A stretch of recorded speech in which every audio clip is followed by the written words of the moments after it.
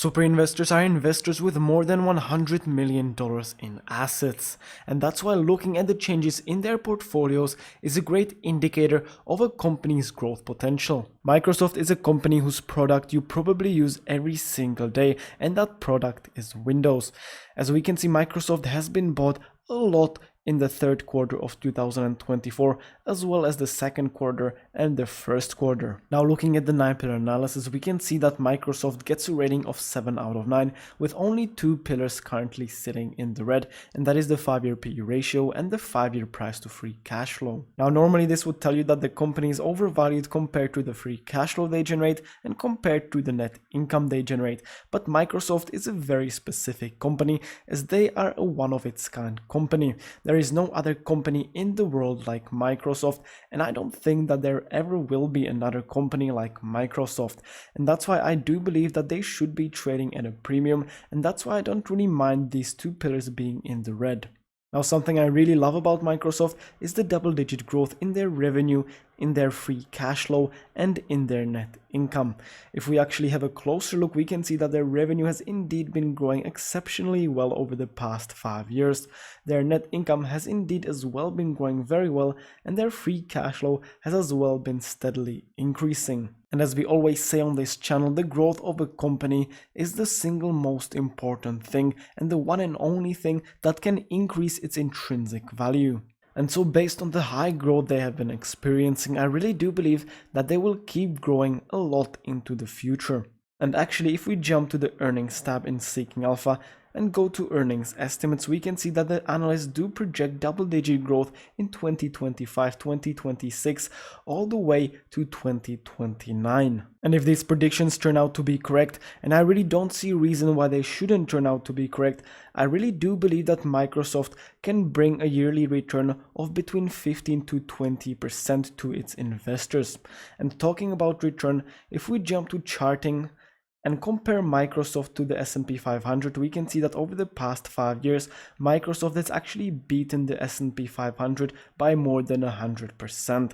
And if we compare them over the past 10 years, we can see that Microsoft has returned 800%, while the S&P has returned only 187%. So they have unarguably beaten the market. Now, if we have a look at the charting of the company, we can see that over the past year, they are up by 13.65%, but over the past 6 months, they are close to being down by 8%.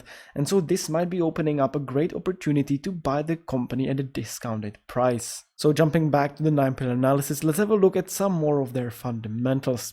So we can see that their 5-year profit margin is sitting at 68.77%, which I very much love. Now, something I also love is that they have been increasing their profit margin at a rate of 0.46% yearly over the past 5 years. And as we can see, they have increased it from 67.78% in 2019 to 69.76% in 2023. And obviously, the higher the profit margin, the more the free cash flow, and the more the free cash flow, the higher the return the company brings. Now, something I also love about Microsoft is that they have been decreasing their shares outstanding at a rate of 0.56% yearly over the past few years, which means that you as an investor will own a larger percentage of the company with the years to come. Now let's have a look at the 8th pillar of the 9-pillar analysis, and that is the consecutive dividend growth. If we have a closer look at this pillar, we can see that the consecutive dividend growth is sitting at 8.63% over the past 5 years, which is quite higher than the average year-over-year dividend growth. Now, the dividend yield of Microsoft is sitting at only 0.79%, which is lower than the average stock dividend yield of 1.83%, but they really do make up for it with their 8.63% yearly growth. And as we can see, the dividends have indeed been growing very steadily and nicely over the past 5 years, and this can really kick in the dividend snowball effect, which every dividend investor is after. Something we can also see is that their 5-year free cash flow payout ratio is sitting at only 30%, which means that after paying out their dividends, they still have about 70% of their free cash flow left to invest back into the business, buy back shares, increase that dividend, or pay down debt. So overall, I really love Microsoft as a dividend company. And finally, let's have a look at the ninth pillar, which is the long-term liabilities of the 5-year free cash flow negative dividends, which essentially tells us if Microsoft generates enough free cash flow to cover all their long-term liabilities. And we can see that this ratio is sitting at 0.63, which means that with their current free cash flow, they can pay off all their long-term liabilities in about 3 years. Now, if you enjoy these automatic stock valuation spreadsheets, where all you need to do is plug in the ticker symbol of the company and all the metrics show up, and you can evaluate the company using the 9-pillar analysis and calculate its intrinsic value, which by the way we'll do for Microsoft a little later in the video. You can always download them in the link in the description. Now, jumping back to Microsoft, now that we have gone through all the 9 pillars, we can calculate its intrinsic value, first using the Graham's formula revised. And here I plug in the high earnings per share growth estimate at 15%, the medium earnings per share growth estimate at 10%, and the low growth estimate at 6%, and get a 5-year average growth rate estimate at 13.52% yearly.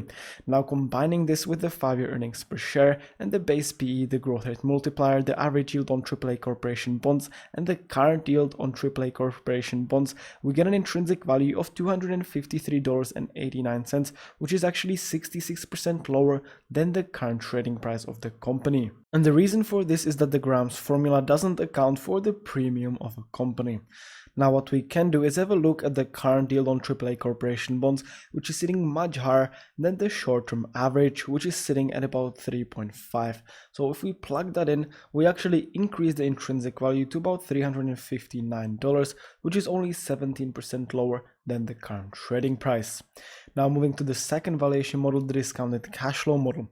And here we plug in the free cash flow over the past 5 years and calculate the average growth rate at 14%. Now, using the same method as I used in the Graham's formula, I plug in the high, medium, and low free cash flow growth projections and calculate an average growth rate into the future of 15%. Now, using this growth rate, I calculate the future free cash flow, and plugging in a discount rate at 7.6%, I calculate the present value of that future free cash flow. I then sum all of that up, add cash and cash equivalents, and subtract total debt. I then get an equity value, which I divide by the shares outstanding and get an intrinsic value of about $500, which is quite higher than the current trading price. Now, normally on this channel, we also use the multiples valuation where we compare companies to their competitors. But as Microsoft is a very premium company and one of its kind company, I don't really feel comfortable comparing it to any other companies. And so we will skip the multiples valuation and arrive straight to the dividend discount model. And here we plug in the dividend growth rate over the past 5 years and calculate the average growth rate to be sitting at 10.12%. Now, as we know from the 8th pillar, Microsoft has a very low 5-year trading free cash flow payout ratio of only 30%, and therefore I do believe that they still have a lot of free cash flow to push into growing their dividend. And so I predict a high growth of 14%, medium growth of 10%, and a low growth of 8%, and project a growth rate of 10.67%, which is slightly higher than the 5-year average growth rate. Now, as our projected growth rate is higher than the discount rate we plugged in, the intrinsic value comes out negative because of the mathematics within the dividend discount model.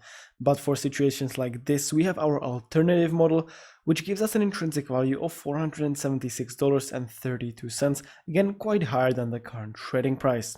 And finally, arriving to the ultimate valuation, we average out the 3 valuation models and get an ultimate intrinsic value of $445.98, which is about 6% higher than the current trading price. But with a margin of safety of 10%, we get an acceptable buy price at $401.39, which is lower than the current trading price, and so Microsoft would currently be rated as a hold. Now, personally, I really like Microsoft as a company, and I do believe that they will grow a lot into the future, especially with the current digitalization. The company also owns a lot of smaller companies, so they are essentially a small ETF, and as we know, they have outperformed the market by a lot over the past few years. And with that, if you enjoyed the video, consider leaving a like and subscribing, as it really helps me out.